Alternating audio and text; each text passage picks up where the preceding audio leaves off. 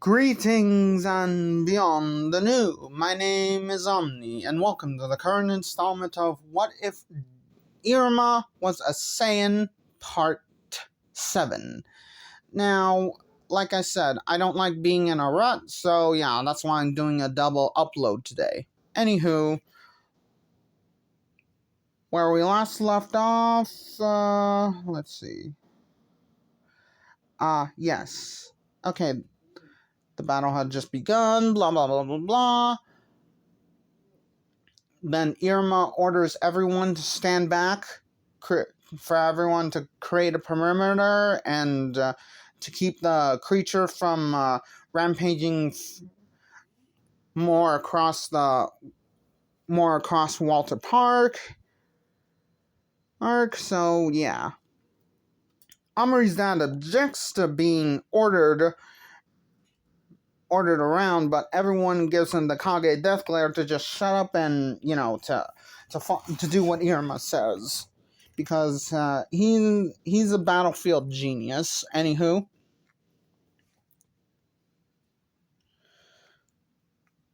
who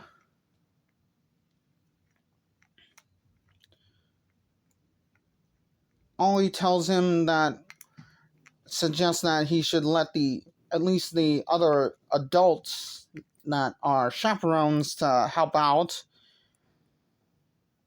because he's running out of steam to keep his Super Saiyan 3 from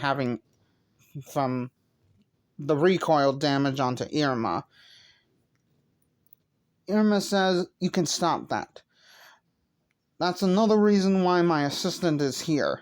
I had a feeling that I would have to try and transform into Super Saiyan 3. Another one of their functions is to help remedy the negative drawbacks of Super Saiyan 3. Ollie immediately stops this, then Irma's droid assistant disassembles from the both legs, both arms, chest, and head.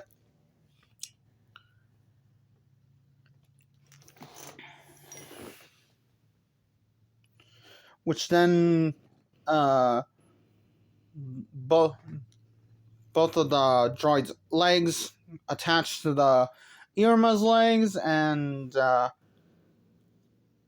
they start transforming into the length that Irma's legs are. Same thing with his arms, chest, and head, but the eye of the droid and everything above the eye becomes see-through, which wraps around Irma's head, but not hair, and so that way everyone can still see the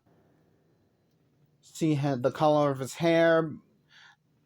The part where it shows his eyes is transparent, while the other part, well, actually, everything that's see-through is transparent.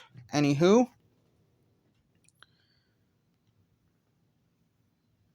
everyone is shocked by the level of technology that the droid possesses. Anywho, that's when Irma and his now Super Saiyan 3 Battleizer form. If you don't know what that is, basically what the earlier Power Rangers would do with Power Rangers Mystic Force, the Red Ranger fusing with Fireheart. That's what a Battleizer is.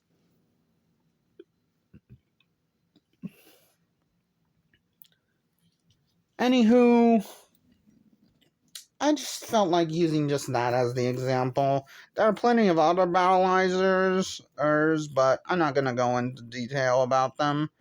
If you want, then I suggest you look up the short best Battleizers of Power Rangers 1 and 2. Anywho,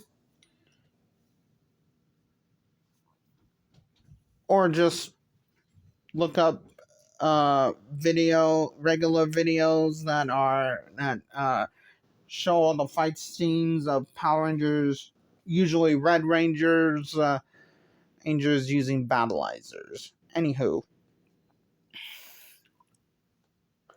let's get back into the video.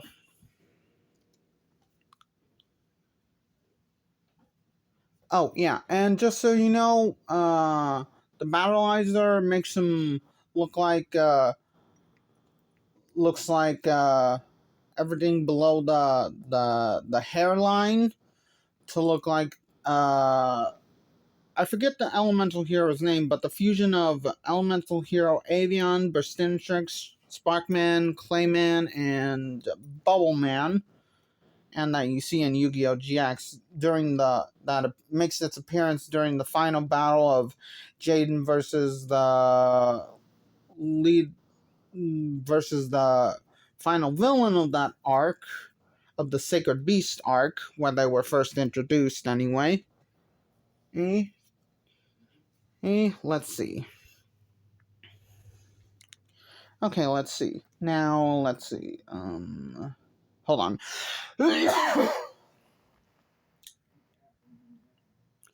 Anywho, let's get. Okay, like I said, just below the hairline. I mean, just without those spiky antennas on the side of his head as well. Anywho,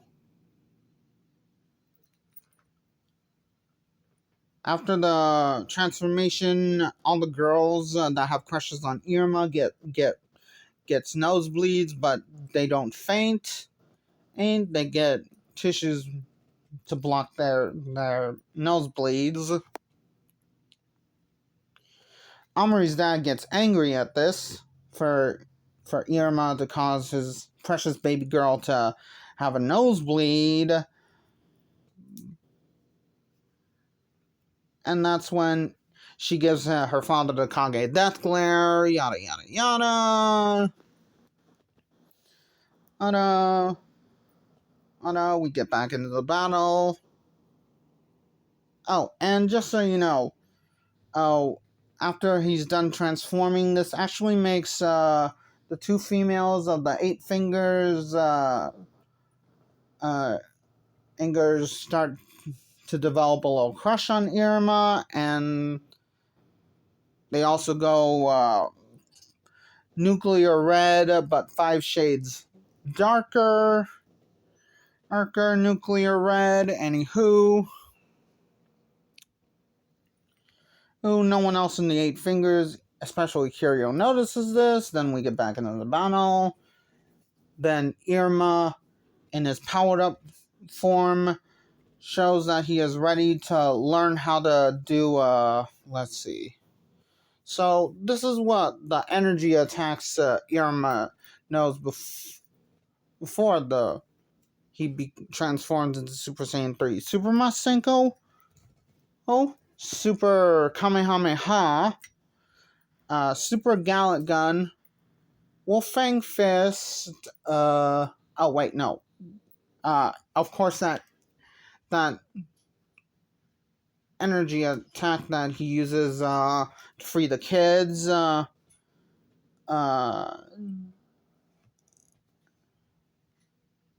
Demon Explosion Wave, and for regular fist attacks, he knows Wolfang Fist, and of course, all the regular wrestling moves like pile drivers, full Nelsons, as well as if you haven't seen the series called Ultimate Muscle, then you won't know what this is, which is the Kiniku Buster or Butt Buster.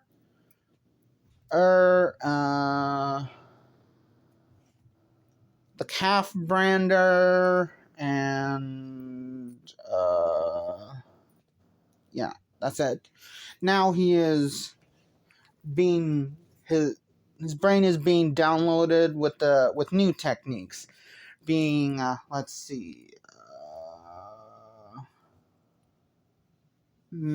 maximum. No, wait, no.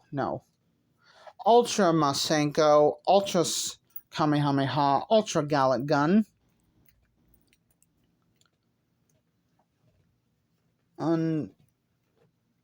The super version of that move that he uses to get the kids free, Burning Attack and Big Bang Flash,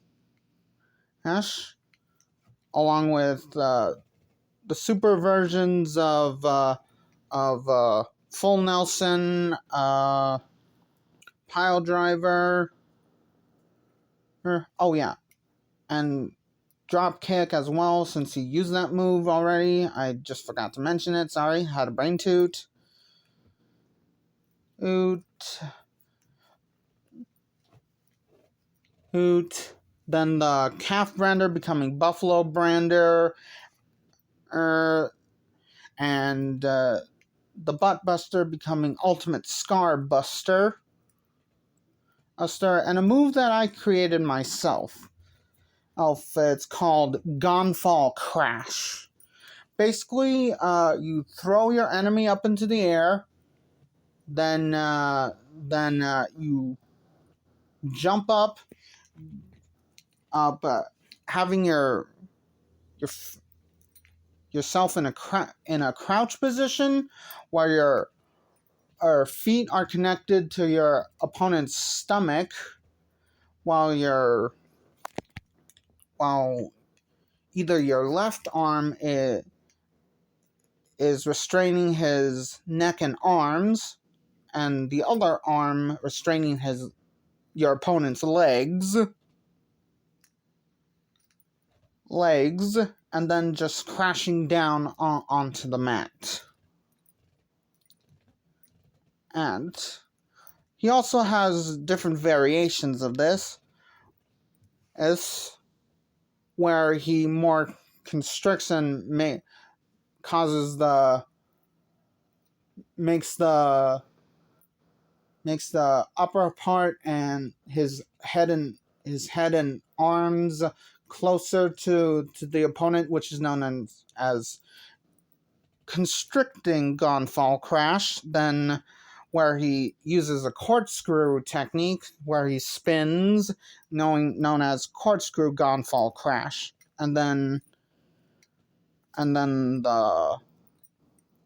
you can either call then the third alteration, which is known as constricting corkscrew Gonfall Crash, which he constricts more and combines the first two alterations. So yeah, that's. Oh, and of course, he uses a non-stretching version of Gum Gum Gatling Gun. So basically just the Gatling gun without the Gum Gum part from One Piece. Oh, and of course,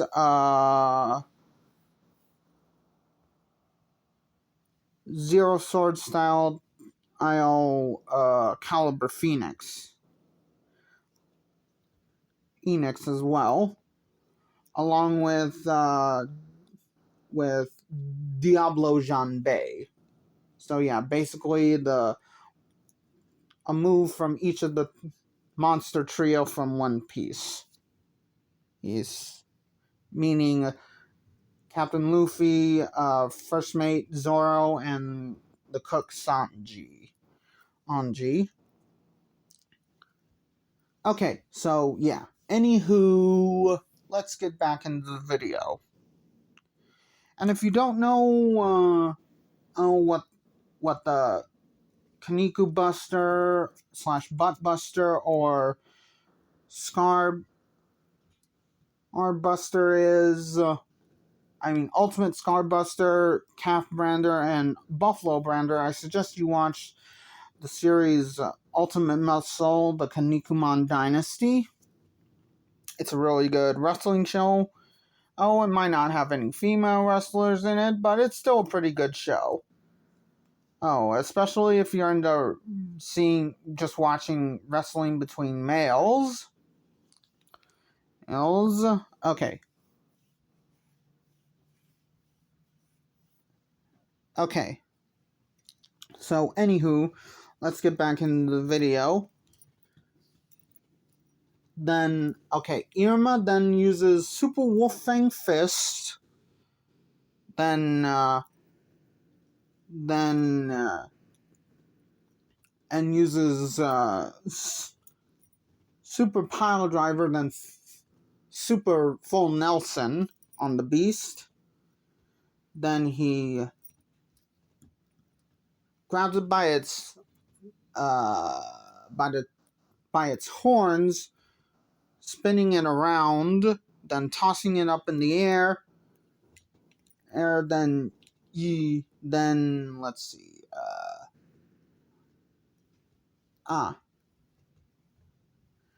Using the extendable arms that he has in this battleizer form to use constriction corkscrew gonfall crash. And if you don't know what gonfall is, it's the name of the Sky Knight from One Piece, more specifically the Skypiea arc. Anywho, let's see. On the Beast, it creates a little crater with with a bit of cracks in the crater.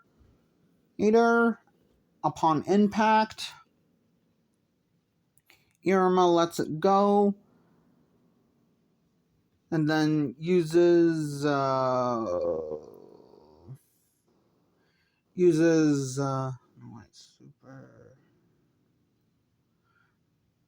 is now more powerful Masenko attack, which is his favorite out of all the energy attacks, and for his he uses burning attack, but his favorite of all of his energy moves will always be the Masenko line, and for his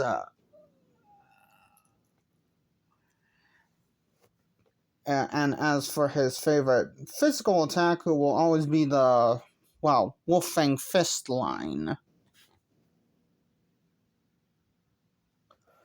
Anywho, let's see.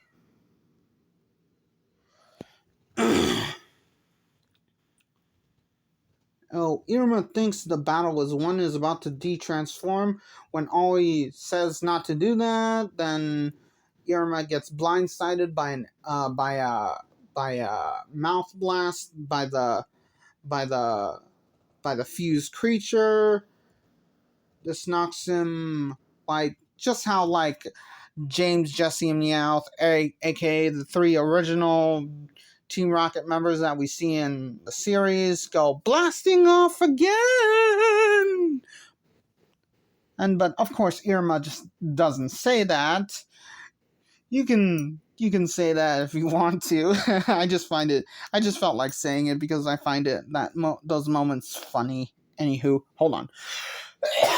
Hold on. I needed a cough. Anywho, let's get back into the fight. That's when Amari, Clarine,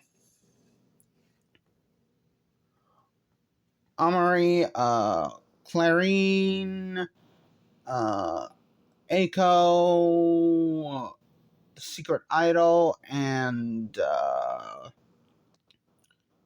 Alice are about to charge in, guns blazing, and saying in unison, "How dare you hurt my Irma!" Oh, and of course, Eiko is also in this as well. Okay, Eitsuko gets restrained by her dragon friend. Amari gets restrained by her dad. Professor Balam restrains Clarine.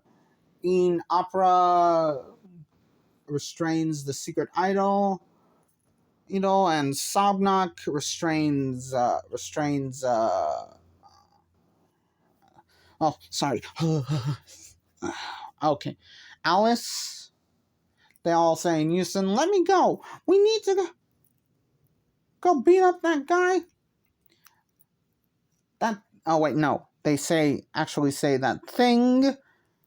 Inga, then Irma comes back, act perfectly fine. Then the ones that are restrained get unrestrained. Everyone, the girls that have crushes on Irma say in unison, "Irma, Akun, let us help." And Irma says, "No, this is my battle. Only me and my assistant droid will be handling this fight. Keep up the perimeter. I don't want any of you, especially you 5 girls, getting hurt." Which makes all the girls that have crushes on Irma, aka Eiko, Amari, the secret idol with the ice bloodline, uh, Alice, and Clarine all go fluorescent red tomato mode. Anywho, let's get back into the video. And of course, Amari's father is seething in rage, but he doesn't try to say anything because he knows that he realizes his daughter is truly in love with Irma, but he's still seething in rage. But in his mind, while his face doesn't show it, he's seething in rage in his mind throughout all this. Yes, so yeah. Anywho, let's get back into the video. Oh, and the reason why I say Irma's favorite moves are the Masenko line and the Wolfang Fist line is because after they were introduced in Dragon Ball and then the early Dragon Ball Z, it wasn't really seen after they were introduced. I'm just saying, whether or not because well, for obvious reasons, because as Yamcha decided to pursue a career as a baseball player, and Gohan just stopped fighting altogether until the Buu arc, but he never really uses the Masenko anymore after he returns as a teenager. Hold on.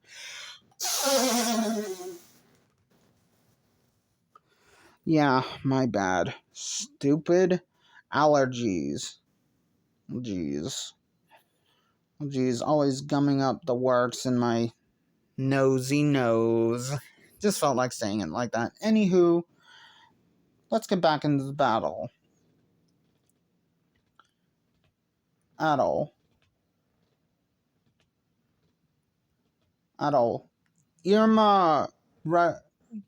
headbutts the creature's stomach, then uses super speed to go into the creature's mouth, goes right to its stomach, and uses...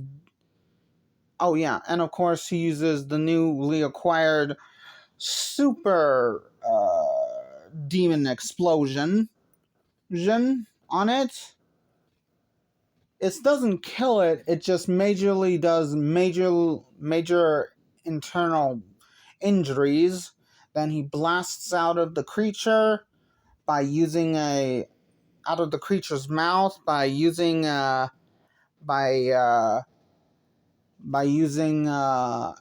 energy coded Super Wolfang Fist. Basically, he uses the Final Flash in conjunction with the Super Wolfang Fist, just charging up the energy, but not actually exploding it out,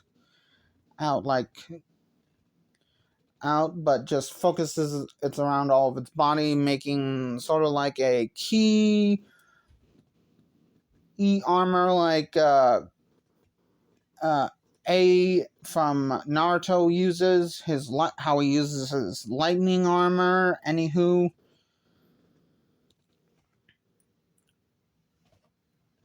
yeah, okay. Now let's see.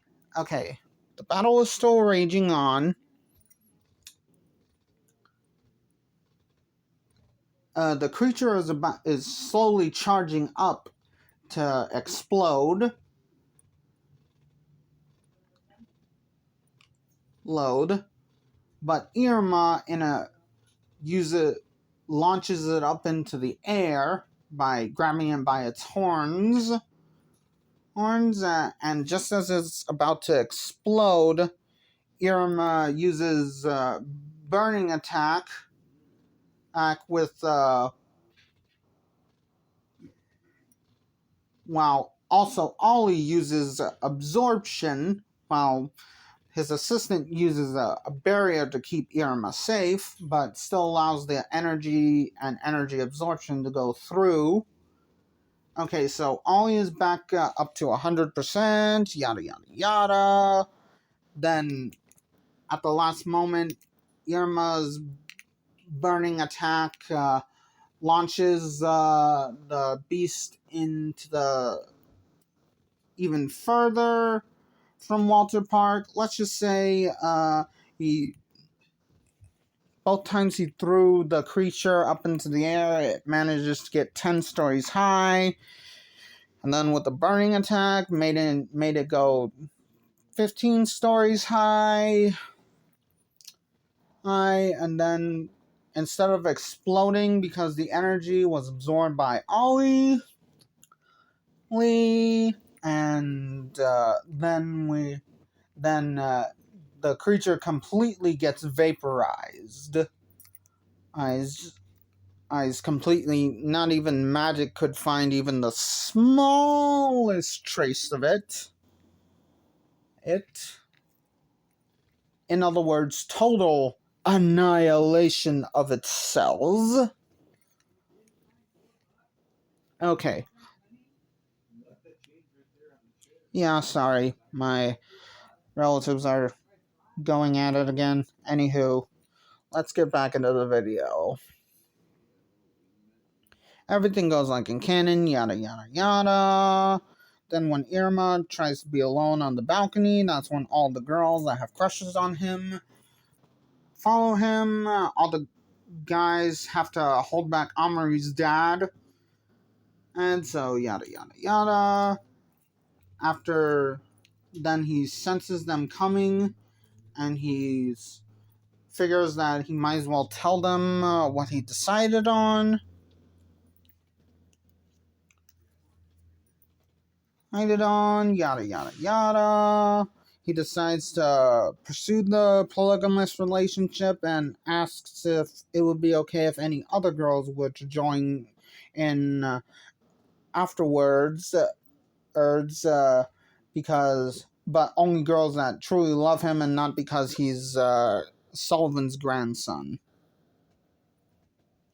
By adoption, but still. They agree to this, and Clarine also says, of course there would be other girls. You're wonderful, Irmakins. Clarine realizes what she says and blushes nuclear red. The other girls are agap at this and think in unison, man, Clarine, you didn't have to say that out loud. They were all thinking it, but Clarine was the only one to say it out loud. Okay, everything goes like in canon. All the kids that go to Clarine's house, along with all the other girls that have crushes on Irma. Well, basically everyone in Irma's friend group, meaning his classmates and the student council, all go to Clarine's house to hide out for a while. Everything goes like in canon, yada yada yada, yada yada yada.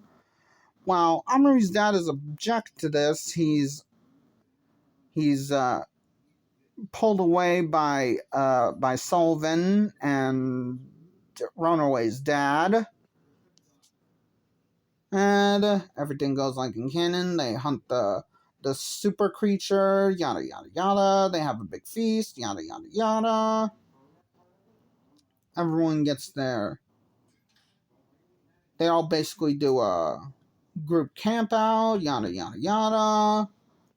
And everyone gets their own tent. Of course, Clarine's mom only uses illusion magic to show that all the girls that have crushes on Iruma have their own tent. All the girls sleep with Iruma. No funny business, of course. But they all really wanted to do funny business with him. So, yeah. But that's actually where I'm going to be leaving out. Like, comment, and subscribe, but I'm not doing this for that. I'm doing it to get my creative juices out there for the entertainment value. And yes, I said juices again, like I did in part 6. Anywho, it just helps me out a lot. Anyway, bye!